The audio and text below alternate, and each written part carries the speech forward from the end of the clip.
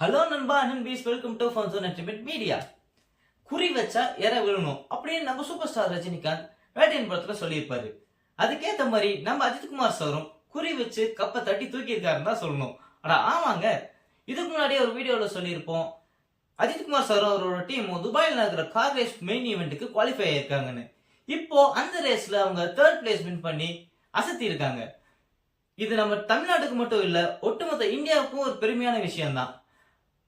அதே மாதிரி அஜித்குமார் சார் அவர் கெரியர்ல எவ்வளவோ படம் பண்ணியிருக்காரு, அது எவ்வளவோ ஹிட் படம் கொடுத்திருக்காரு. எந்த ஒரு வெற்றிக்கும் அவர் இந்த அளவுக்கு கொண்டாடினதே இல்லை. அந்த அளவுக்கு இந்த கார் ரேஸ்ல அவர் வின் பண்ணதும் அவ்வளோ கொண்டாட்டம் கொண்டாடி இருக்காரு.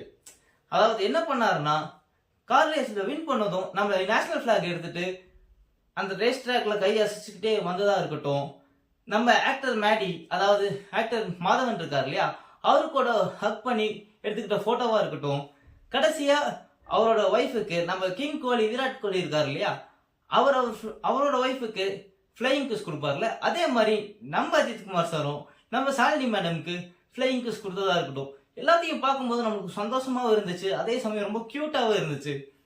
ஸோ நம்ம அஜித்குமார் சார் இந்தியாவுக்காக வின் பண்ண அந்த கப்பாகட்டும், இல்ல அவர் அதுக்கப்புறம் அவர் செலிப்ரேட் பண்ண விதமா இருக்கட்டும், அதெல்லாம் உங்களுக்கு எப்படி ஃபீல் ஆச்சு அப்படின்றத கமெண்ட் செக்ஷன்ல கமெண்ட் பண்ணிருங்க.